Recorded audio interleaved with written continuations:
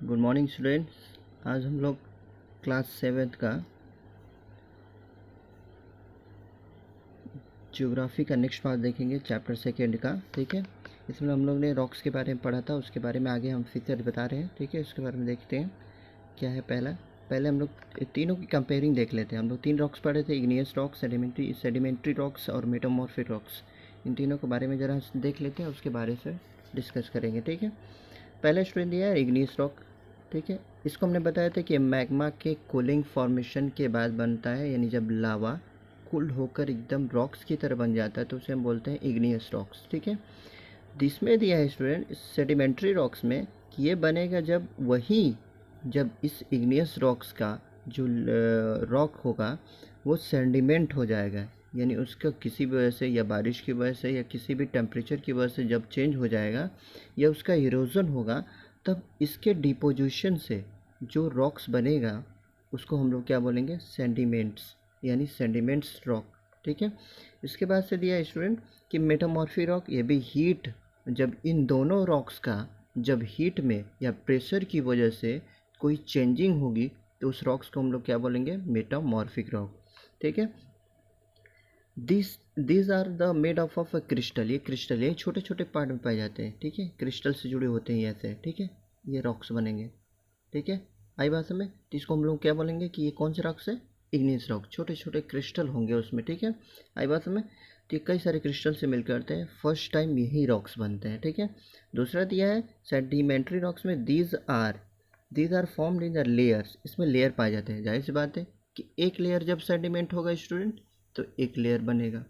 ठीक है, इसके ऊपर दूसरा लेयर बनेगा, दूसरा सेडिमेंट होगा, ऐसे अलग अलग लेयर क्या होते जाएंगे, आते जाएंगे।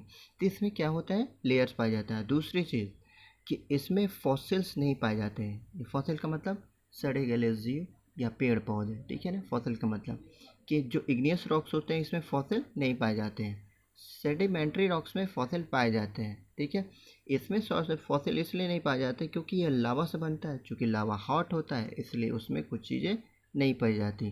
ठीक है, इसमें सॉलिड, इसमें हॉट नहीं होता है क्योंकि इरोजन से बनता है, सेडिमेंट्स बनता है, इसलिए यह लेयर वाइज होते हैं और इसमें फॉसिल्स पाए जाते हैं। This rocks are very hard, जो मेटामॉर्फिक रॉक होता है यह वेरी हार्ड होता है, याद रखेंगे इसको भी। तीनों रॉक्स में इसमें मेटालिक मिनरल्स पाए जाते हैं। कौन से मिनरल्स पाए जाते हैं स्टूडेंट, मेटालिक। मेटालिक का मतलब जिसमें आयरन का इंक्लूड हो, जिसमें आयरन इंक्लूड हो उसे बोलते हैं मेटालिक मिनरल्स। इसमें नॉन मेटालिक आएंगे, यानी ऐसे मिनरल्स जिसमें आयरन इंक्लूड ना हो, यानी जिसमें आयरन हो ही नहीं, उसको बोलते हैं नॉन मेटालिक। तो इसमें नॉन मेटालिक याद रखेंगे। थर्ड दिया gems precious stone, metallic minerals are found this rock. कुछ इसमें दोनों रॉक्स पाए जाते हैं, यानी मेटालिक भी पाए जाएंगे और नॉन मेटालिक भी पाए जाएंगे, इसमें याद रखेंगे। ठीक है, इसके एग्जांपल दिए हैं बेसाल्ट और ग्रेनाइट, मोस्ट इंपॉर्टेंट एग्जांपल। इसमें दिए हैं लैमस्टोन और कोल। लैमस्टोन का मतलब चूना पत्थर, डायमंड और मार्बल इसके एग्जांपल हैं, याद रखेंगे, एग्जांपल है। आगे आता है स्टूडेंट हमारा कि रॉक साइकिल क्या होता है। ठीक है, इसके बारे में मैंने एक फिगर लाया अपनी तरफ से, इसको ज़रा देख लेते हैं कि रॉक साइकिल होता क्या है वास्तव में। ठीक है, स्टूडेंट हमने बताया था कि मैग्मा जैसे ही कूलिंग होगा, मैग्मा जैसे ही कूलिंग होगा, वो जो मैग्मा निकलेगा तो वो लावा बनेगा। अब लावा जैसे ही बनता है इसके बाद से कौन से रॉक्स बनेंगे स्टूडेंट, तो बनेगा इग्नियस रॉक्स।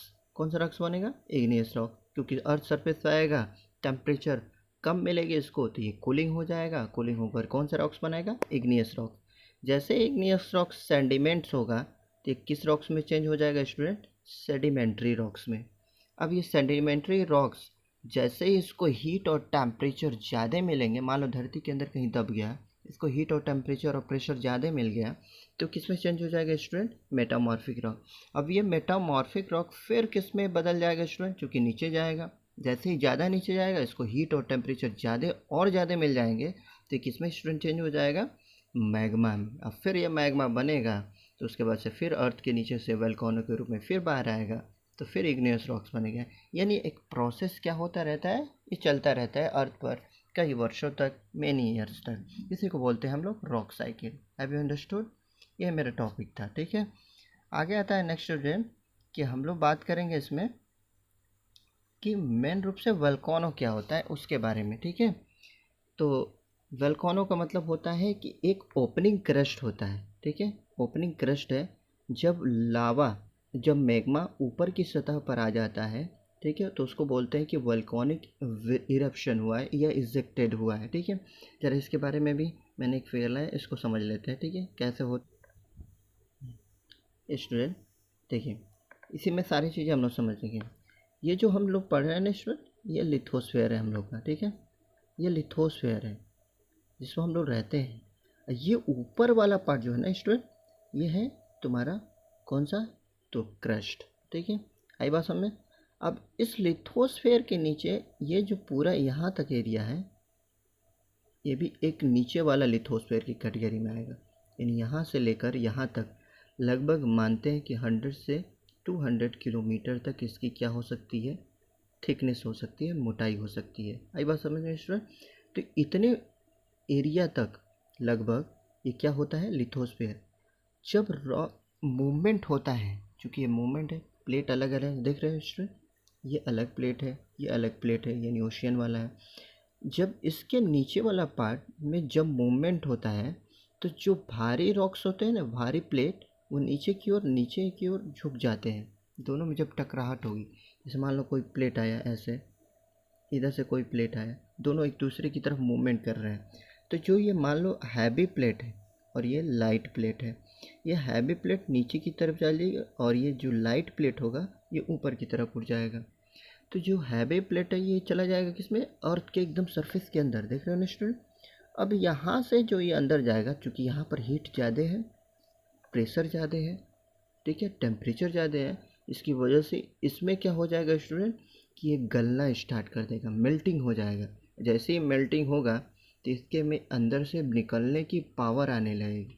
अभी सोचे कि कैसे भी हम यहाँ से ओपनिंग हो, यानी इस यहाँ से निकले। जैसे ही यहाँ से निकलना स्टार्ट करेगा कि किसी ऐसे पार्ट को, यानी ऐसे क्रस्ट को ढूंढेगा जहाँ पर क्रैकिंग हो, तो जहाँ से आसानी से निकल सके।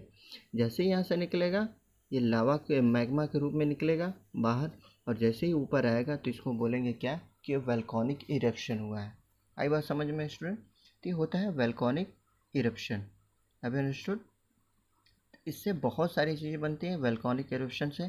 पहली बात याद रखेंगे इसमें 2 पॉइंट, कि मैग्मा नीचे रहता है, मैग्मा नीचे रहता है। जब ये बन रहा है ना, ये हीट होकर, इसको हम लोग क्या बोलेंगे, मैग्मा, ठीक है। ये चट्टान गल रही है, मेल्टिंग हो रही है, तो इसको मैग्मा बोलेंगे। अब यही मैग्मा जब बाहर आएगा ना स्टूडेंट, इसको बोलेंगे हम लोग लावा। यानी ऊपर सतह पर जब आ जाएगा तो उसको बोलेंगे हम लोग लावा, नीचे रहेगा तो मैग्मा बोलेंगे। ये टॉपिक थी, ठीक है। आगे आता है नेक्स्ट सेशन हम लोग का टॉपिक, कि अर्थक्वेक क्या होता है, इसके बारे में ज़रा देख लेते हैं कि अर्थक्वेक क्या होता है। तो अर्थक्वेक के बारे में भी हम समझ रहे थे कि ट्रिमर्स, ट्रिमर्स का मतलब कंपन, ठीक है, वाइब्रेशन होता हो क्रस्ट के ऊपरी पार्ट में, ठीक है, तो उसको हम लोग क्या बोलते हैं, earthquake. Most of the earthquake action at the internal force of the earth. Internal force का मतलब जो पृथ्वी में निचली सतह पर इंटरनल फोर्सेस हो रहे हैं, यानी आपस में प्लेटों का क्या हो रहा है, टकराहट हो रहा है, तो उसको हम लोग क्या बोलेंगे कि वो अर्थक्वेक को बढ़ावा दे रहा है। फॉर एग्जांपल में जैसे हम लोग ने अभी इसमें समझा कि अब ये प्लेट मूवमेंट करेगी स्टूडेंट, तो ये वाला क्रस्ट का ऊपरी जो लेयर है, ये वाला पार्ट, ये भी मूवमेंट करेगा। और इधर भी देख रहे हो दोनों प्लेट आपस में आ रही हैं, तो ये भारी प्लेट और ये हल्की प्लेट, इन दोनों प्लेट में, यानी जो अर्थ के लिथोस्फीयर की प्लेट है वो जब टकराएगी आपस में, तो इसके में एक वाइब्रेशन और ट्रिमर्स होगा।